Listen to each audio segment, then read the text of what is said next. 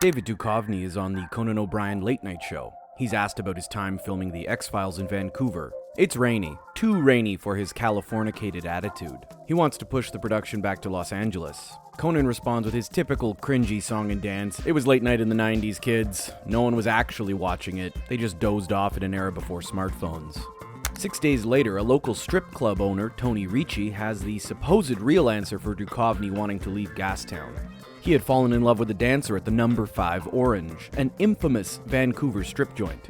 He offered to take her away from a life of dancing, promising her the moon. Keep this in mind. David Duchovny had just married Tia Leone in May. This wasn't a good look. There was only one appropriate course of action in Ricci's eyes. Ban Duchovny from ever setting foot in number 5 again.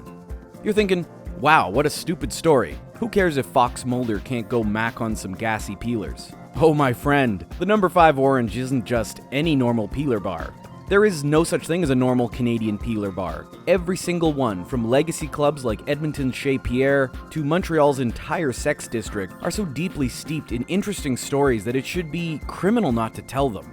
So in the spirit of bringing this seedy underbelly to the forefront, let's dive into the time when all strip clubs across Canada were at the center of the political world. A time when an Italian member of parliament, Cicciolina, blew through the country with her sex show, confusing and tantalizing to an equal degree.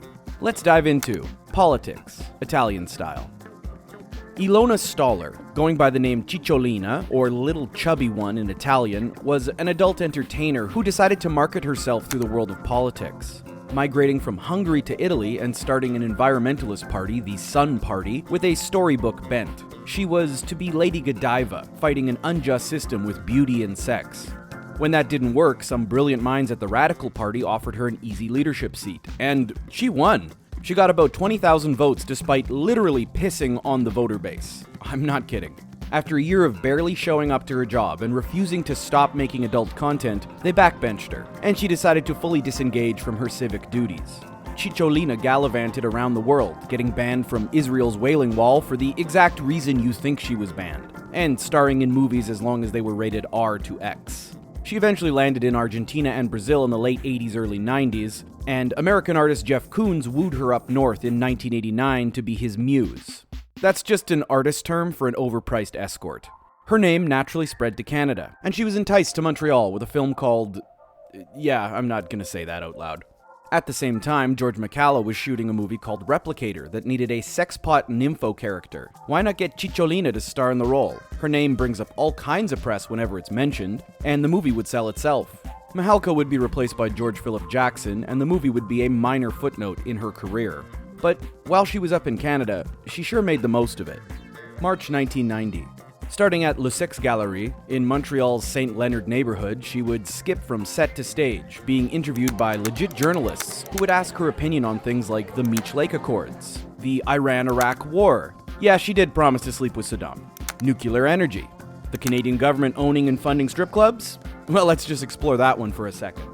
Roughly a year before Cicciolina was touring up here, oppositions across Canada, both federal and provincial, broke into the spending reports of the ruling parties.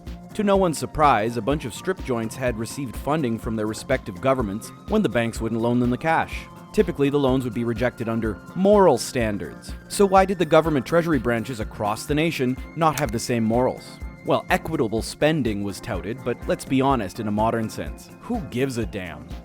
At the time, it was enough of a scandal that Cicciolina was asked about it, and she was unsurprisingly for the idea, praising its forward-thinking approach to making the world a sexier, better place.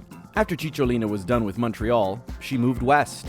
We found reference to her in Ontario, but the next big update comes from the Pink Panther Stagette Palace in Winnipeg, where she was compared to John Lennon for her activism. The Canadian press is quick to call her out. After spending September touring Winnipeg clubs like Centerfolds, she made her way to the last Canadian stop, Vancouver. The Marble Arch and number 5 Orange became the center of Italo-Canadian politics. Not that it mattered. Cicciolina was reported to be slaughtering the English language with the enthusiasm of a Jean Chrétien. If you don't get that reference, well, maybe I'll do a video on the Shawinigan handshaker himself. Just know he was one of our prime ministers who didn't really speak good French and definitely didn't speak good English. She completed her tour at the Marble Arch and was soon married to Jeff Koons, which went exactly as you expected. The couple fought the instant they got married, and they soon divorced. Her time in Canada was done. Vancouver strip clubs were at the height of their influence. Cicciolina and others like Courtney Love had given the number 5 Orange its celebrity, which eventually attracted David Duchovny and the X-Files staff. Never catch feelings for a stripper. Tony Ricci tried to keep his strip club in politics by hosting a Miss Nude America and Russia when the Soviet Union fell, but that didn't have the same staying power as Cicciolina. To this day, Duchovny is still banned from the number 5 Orange. Cicciolina receives a pension from the Italian government for basically bearing her breasts and working 3 days out of a 4-year political term. She's actually still trying to get back into politics. We don't even wish her well at this point. Just retire, girl, you're in your 70s. And that was the time that strip clubs were at the forefront of Canadian politics. Let me know if you want more of these short ones. Thanks for watching. Except for you, David Duchovny. I hope you didn't watch any of this.